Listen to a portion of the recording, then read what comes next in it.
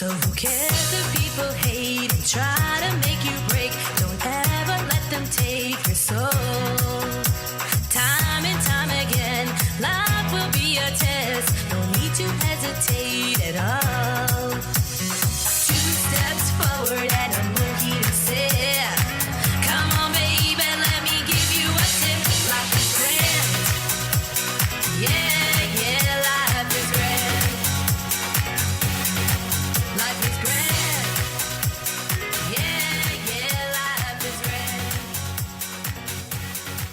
Life is grand. Hey, and thanks for tuning into It Is What It Is, Noise Included. This is Liv. Welcome to episode 6. Topic is Biculturalism, a memoir of pure, unadulterated survival. So here's a warning. This episode may induce a sudden, inexplainable urge to find a really good therapist. I very well may be transferring my trauma onto you. You've been warned and possibly welcomed into my chaos. My trauma, your problem, you're welcome. Okay, so my life in the Matrix, minus Keanu, okay? Biculturalism. What did it look like for me? It was less a melting pot and more like living in parallel universes, much like the movie The Matrix. And while sadly I didn't have Keanu Reeves guiding me through it, it was quite the ride nonetheless. I became a master of code switching, not just in language, but in an entire cultural operating system. As the eldest female in a Hispanic family, the universe decided to dump everything squarely on my shoulders. To this day, I am the undisputed ringleader of this magnificent circus called my family. And I'm not even talking about my direct family. It's the beautiful, chaotic, leftover family I was born into with absolutely no say in the matter. Bless their hearts. Okay, so from latchkey leader to lingual liaison. My childhood resume included official family translator, bus stop concierge, latchkey child reporting for duty, chef de jour for sibling dinners, live-in nanny, homework review specialist, and spelling test drill sergeant. Remember those perfectly vertical, precisely cut, loose leaf paper spelling tests? I used to love them. Well, yeah, I made sure my siblings aced those tests. Because as L's, English language learners, we had zero school support. ESOL? In the good schools, read, no diversity, all white. Teachers who thought differential instruction was a type of fancy coffee. Forget about it. Apparently, because we looked like little Indian kids, which ironically we weren't, we were just Hispanic. That's it. Hispanic. I got saddled with the nickname Pocahontas. Not bad, honestly. My sister, on the other hand, drew the short straw. She was, and I say this with love, an ugly kid. Frizzy, bushy hair, frail, skinny, braces, awkwardly tall, and generally weird looking. Side note, she blossomed into a total bombshell later. They say ugly ducklings become swans, and she is living proof. No wonder I was a walking ball of anxiety. The only support we got at school was permission to eat inside during recess, specifically to avoid being bullied out there with minimum supervision. It was, to put it mildly, quite the shit show. The art of the cultural card pulling. In this part of my life, being bicultural isn't just a fun fact for your dating profile. It's an Olympic sport in patience. You need to know precisely when to pull which cultural card. It's all about strategic deployment. Case in point, my childhood. I swiftly learned that mimicking my handful of American friends' household norms was a fast track to trouble. Side note, my Spanish friends were largely hypothetical. My real-life pals were all white or Italian-American, which, to be clear, is also white. Their families loud, expressive, and encouraged to speak their minds. Wow, revolutionary. Meanwhile, back at my unique Hispanic homestead, respect was number one, with a bullet. God forbid I ever dared utter the sacred question, "Hey, "What's for dinner?" My father's immediate deadpan response was, "What do you think? I'm going to give you a piece of shit?" Apparently, in American culture, asking about dinner is just normal. Who knew? I was too busy perfecting my poker face and trying not to ask for culinary insights. So my parents had a rather unique financial strategy, which basically boiled down to, if we live amongst the white people, we will eventually acquire money. Their reasoning: if we stuck with the Hispanics and the black folks, we'd be perpetually poor. Now, to be clear, this wasn't racism, at least not overtly. It was in their minds simply good old-fashioned assimilation. The hilarious and slightly tragic punchline, despite this brilliant plan and my dad's adventurous spirit, which meant we moved constantly thanks to his unique work skill, we were without fail always the poorest family in every single one of those numerous, affluent white communities. Apparently, proximity doesn't always equal prosperity. All right, so my accidental momager phase. It turns out that my childhood was less about lemonade stands and more about a full-blown trauma response to managing an entire household. I wasn't just a big sister. I was the official live-in mommy live, a title my little brother so lovingly bestowed upon me. Adorable, right? What it really meant was zero time for typical kid shenanigans. The only place I truly got to embrace my inner adolescent, free from the shackles of responsibility, was on the soccer field. And boy, did I love soccer. It practically ran in my veins, courtesy of having a professional soccer player for a dad. So while other kids were doing, well, kid things, okay? Kid things, I was busy perfecting my penalty kicks and avoiding domestic duties. All right, so then came the chameleon of cliques. Looking back, I never really fit neatly into any single high school clique. But thanks to what I now affectionately call my mutant personality, I could somehow chameleon my way into anyone's graces. I was the ultimate floater upon a variety of mean girls, navigating those treacherous social waters with surprising ease. Honestly, my heart belonged to the grunge group. They were consistently the nicest. Who knew? My entry pass to the white crowd, apparently I looked Italian and could rock some serious Guidette hair.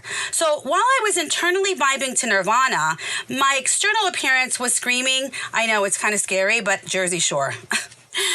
It was complex and often hilarious. It was a balancing act. It really was for me. As much as I yearned to fit in during my teenage years, my social life was limited. Parties were a hard no. After-school events were off limits. And sleepovers, absolutely no way. My dad, bless his paranoid heart, truly believed that if I stepped foot into another house for an overnight, someone, male or female, would molest me. He trusted precisely no one. Okay, and I'm going to tell you. As I reflect back on all the questionable decisions and general tomfoolery that typically unfolded at those hallowed sleepovers, he was probably right. Nothing good ever came of them. So while I was missing out on questionable makeovers and whispered crushes, I was also inadvertently dodging bullet after bullet. My dad's paranoia was my unwitting social shield. All right. So my full-time everything high school years. My high school years were something else. And I'm going to tell you, it was less about locker crushes and more about my personal full-time everything experiment. I was clocking in full-time and working full-time at school, and just for kicks, full-time helping at home and paying rent. Yes, you read that right. Rent. Only later would I discover my dad was running a highly advanced secret savings program where he collects said rent just to hand it back to us upon graduation. A real capitalist, that one. Okay, so thank goodness for Catholic school uniforms, because money for clothes was a concept as foreign to us as a quiet family dinner. My nationality, however, always seemed to betray my financial status. No fancy gold, no sparkly earrings, just the same uniform and blindly big smile and an undeniable cuteness and truly great hair. We're talking about the 90s, okay? So I had a spiral perm that defied gravity and all odds. I was just perpetually tired of adulting before I was an adult and already nursing two broken hearts. Yes, somewhere along the line, I did fall in love. I suspect I was just desperately searching for someone to love me, since all my love was constantly poured into my draining family. Looking back, I swear, I was rocking some serious, undiagnosed ADHD vibes. In a time like the 90s where self-help was not really invented yet, especially in a Hispanic household that did not believe in any form of spectrum or depression, that was non-existent. While other teams were grappling with pop quizzes and social drama, I was just trying to stay afloat. I was drowning, utterly exhausted from all the responsibilities. But hey, at least I had fantastic hair and a good work ethic, right? The ultimate high school survival kit. So my parents decided sometimes to take a sabbatical. When I say this, you'll understand, okay? So I'm about to drop a truth bomb that might explain a few things about my current neurotic tendencies. My parents engaged in what I'll politely call some super illegal parenting. Starting at the tender age of 13, they'd essentially pack up and go on a hiatus to Colombia. Apparently, there was some work, but mostly it was play. Don't ask me for the details. I was a kid. I just did what I was told. This meant I was in charge of my siblings. And let me tell you, as they got older, keeping them in line was less like babysitting and more like herding wild cats. Somewhere along the line, I also clearly dropped the ball because my sister found a bad crew to hang out with, and my brother decided to follow suit. Meanwhile, amidst of all this glorious chaos, my focus was squarely on ensuring everyone got 3 square meals and, more importantly, scheming my way into college. I was determined to make money and get out. My adolescent years were a blur of responsibility. I was definitely drowning. But as the stubborn Capricorn I am, I was going to fight my way out. The drive has always been real, people. All right, so I can remember this very clearly. The pig roast that launched my popularity and a neighborhood feud. So one of my absolute favorite cultural memories involves the time I invited a few unsuspecting American friends over, only for my dad to have all his people over for what he charmingly called a reunion. Side note, a reunion in our family usually just meant a party with extra steps. The main event, my dad meticulously roasting a whole pig, turning it for hours like it was a culinary mad scientist. Now, when my American friends arrived, they were absolutely beside themselves. Apparently, a full-on pig roast wasn't exactly standard backyard barbecue fare in their world. Little did I know, this glorious, spinning, crispy skinned pig was about to be my ticket to teenage popularity. Who knew a roasted animal could be such a social lubricant? So we were also accused of canine cuisine. The big roast saga. Of course, there was a slight downside to this epic feast. Now unpopular, but guess what? Our lovely neighbors who already despised us for, well, ruining their perfectly white neighborhood decided this was the final straw. They'd routinely call the town on us, dramatically claiming we were roasting a dog. Yes, a dog. This, my friends, escalated into a lifetime of glorious, passive-aggressive neighborhood disputes. It was truly horrible, but let's be honest, also kind of hilarious in retrospect. Nothing says welcome to the neighborhood like an accusation of canine cuisine. I can't believe it. Some people just have nothing better to do with their lives. All right, so my self-taught college adventure, mistakes and milestones included. By college, I'd finally nailed the advanced art of bicultural navigation, a skill so refined it deserves its own Olympic medal. Naturally, my next grand ambition was college. The only catch, Figuring out how to actually go to college and then doing all the soul-crushing legwork was easily one of the hardest things I've ever had to do. While everyone else's parents were apparently their personal college concierge, I was over here attempting to decipher application forms and financial aid documents like ancient hieroglyphics entirely by myself. I couldn't find anyone to help me, not even the counselors at the college. I won't lie, I made so many mistakes. My college loan applications looked like a comedy of errors, and my initial class schedule was basically a compilation of academic leftovers. But you know what? I had a good run. I found my niche. I collected friends from every corner of the cultural globe, and for the first time in a long time, I was really, truly happy. So here's the unexpected pivot to pain and responsibility. And then, my dad died. He was 50. I was 22. Just when I thought I had figured out life, my meticulously organized existence decided to pull a dramatic U-turn into an abyss of pain and responsibility. He had a massive heart attack and just died. The parent who understood me the most, who loved me fiercely, was suddenly gone. It was quite the plot twist, especially after finally mastering the art of being a well-adjusted, bicultural, college-going human. I mean, honestly, people, that was a hard time. That year, my life decided to go full throttle critical. My mom, bless her heart, effectively stapled herself to my side for emotional and financial support. My sister and brother, meanwhile, performed a synchronized jump ship maneuver, presumably sailing off into the sunset with their respected lovers. They left me. They left us. And just like that, I was forced to withdraw from college to become the new CEO of my household. My new job description included battling a mortgage that looked like a foreign language, deciphering car leases that made no sense, and navigating a mountain range of bills. Oh yeah, and bonus, 2 women dealing with a brigade of carpenters, because apparently the solution to all our problems was to split the house into 3 separate apartments. Okay, just in defense, it was a big house.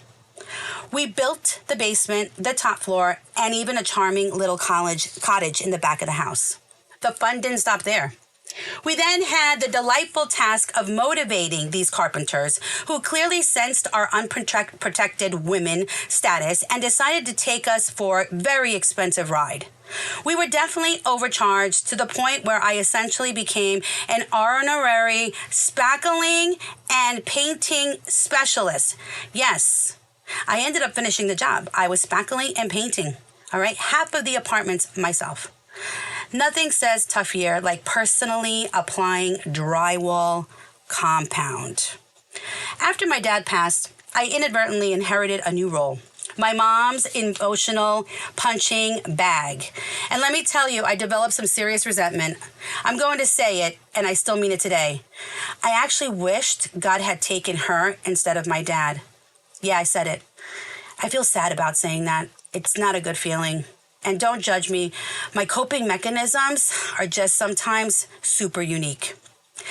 So despite harboring these completely healthy, just kidding, sentiments, I never actually abandoned her. I could never abandon her. I come from a Hispanic family. We don't abandon our mothers, okay? No matter what. You know, despite all the chaos, God has always had my back. God has always had my back. I love saying that. After that utterly delightful critical year, I did what any sane, traumatized person would do. I took a much-needed vacation to Colombia. And wouldn't you know it, I met the man I'd be passionately married to for the next 30 years. He's a Libra. My favorite sign. And get this, he ironically shares a birthday with my dad. So yeah, it was kind of like I married my dad. Okay, I know that sounded really weird, and I absolutely do not mean it like that. Let's not be gross, okay? What I mean is, he's a remarkably fair, just, and honest man, just like my dad. Most importantly, he somehow managed to gather all my broken pieces, love me unconditionally, and basically reassemble me into the strong, very strong woman I am today. Turns out, divine blessings can sometimes come with the side of hilarious coincidence. My husband's American journey, I've been there, done that, and I can show you all about that. Navigating my husband's coming to America journey was for me an absolute breeze. Why? Because I'd already lived that particular brand of cultural chaos and knew exactly which secret shortcuts to take for success. It was like I had the cheat codes to the American dream while he was playing on hard mode. Now for him, it was decidedly not easy. He embarked on a grand tour of all the jobs no one else wanted, while simultaneously being discriminated against in, well, basically every conceivable way. Despite all that, the man perseveres. It's less a character trait and more his entire operating system. You could throw a brick wall in front of him, and he'd just politely ask if there was a back door. That's who my husband is. So raising bicultural bosses and battling bigotry. So together, my husband and I would embark on the noble quest of raising a new generation of bicultural strong ladies, our daughters. We, of course, continue the ancient family tradition of deploying the cultural card that best protected our girls from the evils of the world. Naturally, they too would be deeply annoyed by some of our non-negotiables, like the infamous no sleeping out rule. A policy I'm still convinced saved them from untold teenage shenanigans, by the way.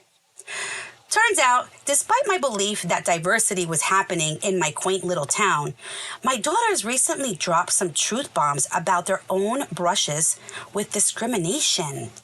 Apparently, my youngest was affectionately known as Dora the Explorer since kindergarten.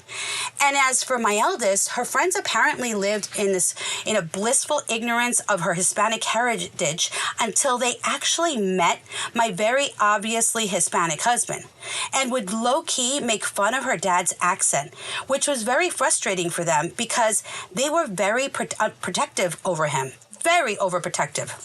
Okay, so my daughter's racist awakening and my office charge. This is a good story. You ready for this one?